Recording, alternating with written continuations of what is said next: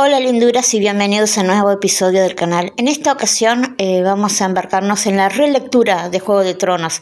Espero que nos acompañen porque tengo intenciones de hacer esto con todos los libros. Ya sé que no va a llevar un tiempo, pero bueno, hasta que salga Vientos de Invierno tenemos tiempo. Así que vamos a comenzar, como es obvio, con el prólogo de Juego de Tronos. Y después, espero que me acompañen hasta el final, vamos a hacernos algunas preguntas importantes e intentar resolverlas, ¿verdad? Como el tema del lenguaje de los otros y algunas otras cositas. Así que, comencemos.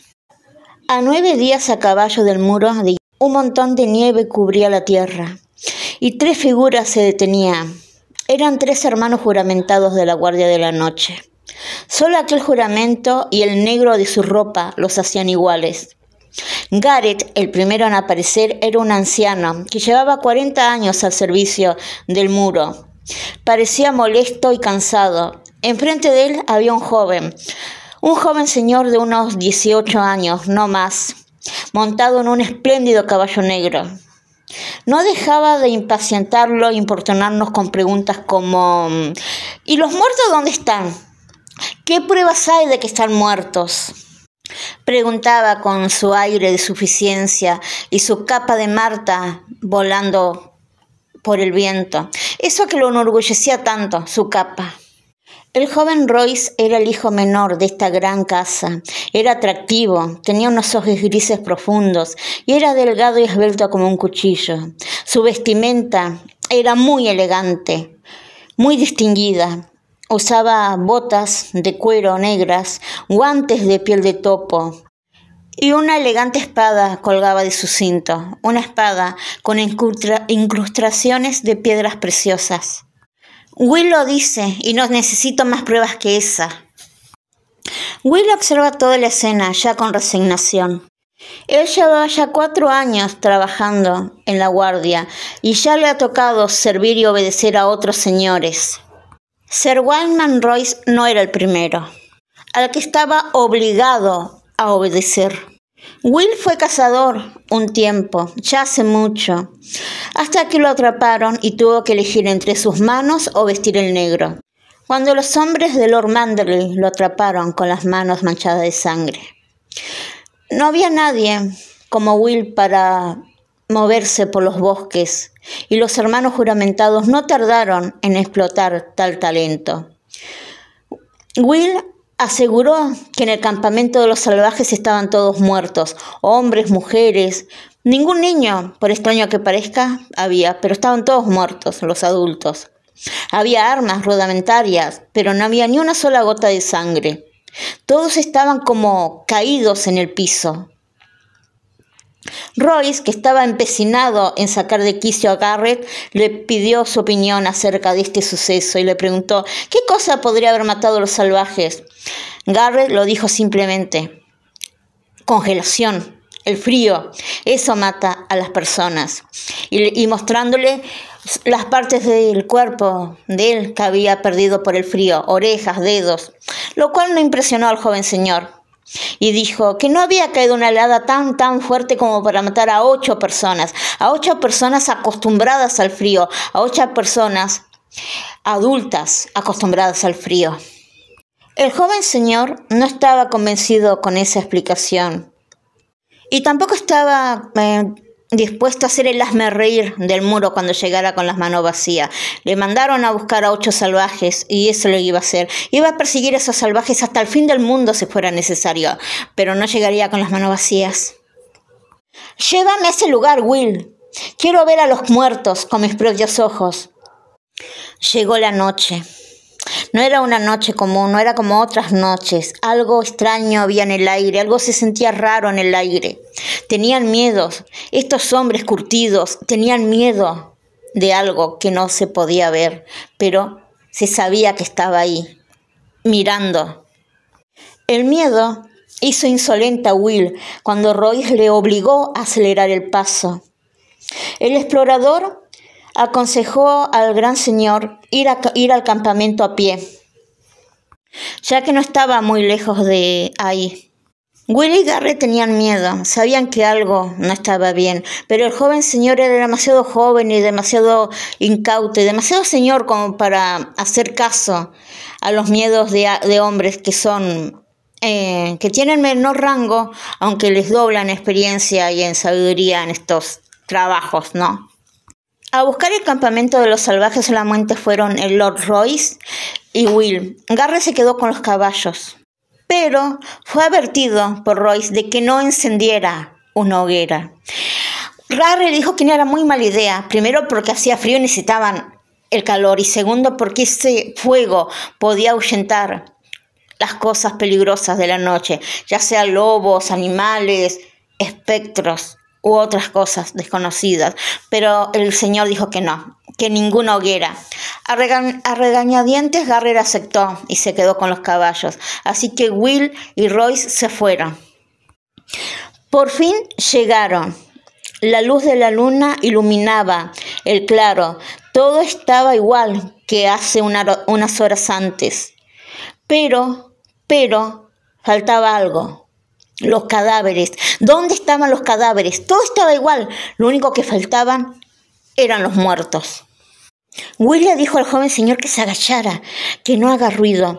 Pero Royce no le hizo caso y le preguntó: ¿dónde están los muertos? Por lo que veo, los muertos han levantado campamento, Will le dijo.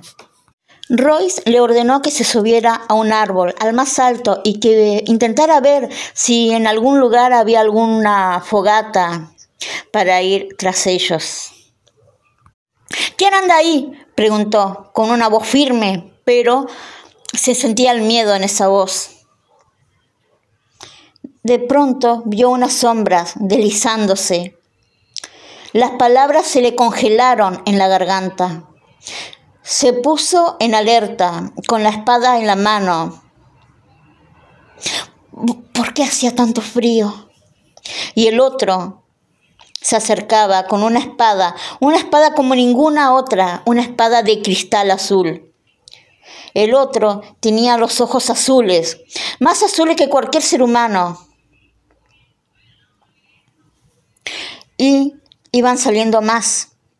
Salieron 2. Salieron 3, 4, 5, 8, todos idénticos al primero.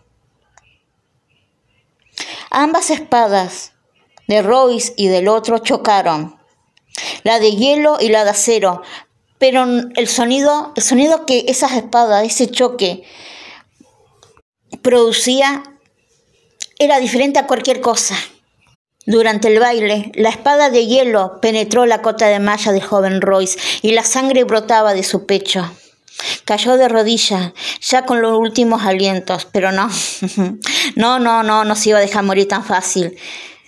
Agarró, se levantó, con lo último que le quedaba de fuerzas, y al grito de «¡Por Robert!» se lanzó con todo y perdió la vida. El otro le atravesó el cráneo con su espada.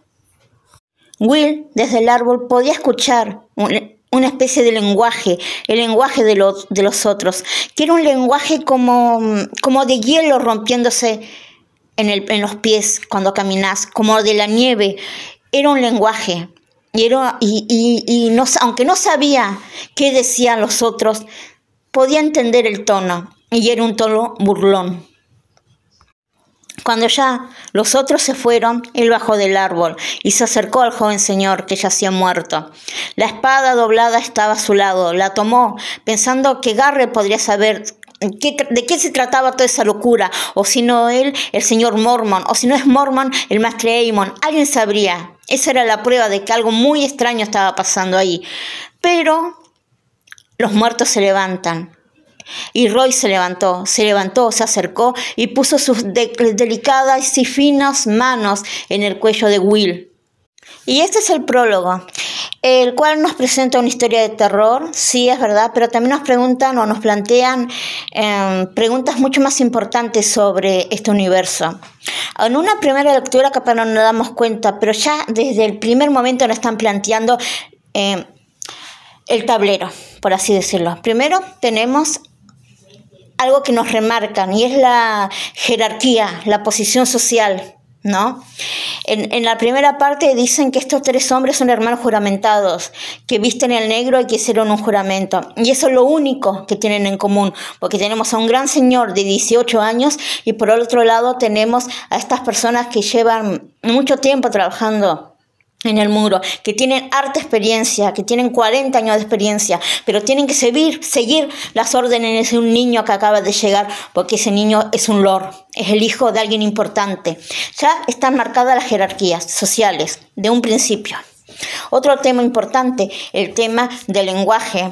Cuando Will escucha a los otros, él dice, están hablando, es un lenguaje que usan, aunque yo no entienda lo que están diciendo, algo dicen, y el tono es burlón. No importa en el idioma que vos hables, cuando te estás burlando de alguien, o sea, lo captás, ¿verdad? Y esto tiene sentido, primero porque sabemos que los otros tienen una reina, así que ya hay una organización social, tenés líderes y tenés un pueblo que obedece a un líder. También tenés la forja de armas. Esas espadas de hielo las formaron, la crearon. Así que también saben manejar armas y construirlas, lo más importante, ¿verdad? Y otra cosa, de alguna manera, esto era muy obvio, porque Craster hizo un trato con ellos, hizo un trato con los otros. Y si no hubiera un lenguaje, ¿cómo se comunicó Craster con ellos? Y si esta organización necesita a esos niños, o sea, es un mundo tan grande, los otros, o sea, tenés reina, tenés lenguaje, tenés herramientas y también necesitas la forma de procrear, la forma de aumentar tus filas y capaz no encuentres la forma de hacerlo entre ellos, de procrear vida, pero la manera que tienen es secuestrando niños y convirtiéndolos en los otros para aumentar las filas. Y llegaron a este acuerdo, Craster con los otros. La pregunta es, ¿Craster aprendió el lenguaje de los otros o los otros aprendieron el lenguaje de los hombres?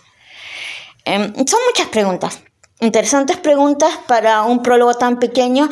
Bueno, espero que lo podamos dilucidar entre nosotros en los comentarios. Para el siguiente video viene Bran 1. Así que nos vemos. Besitos. Gracias por estar.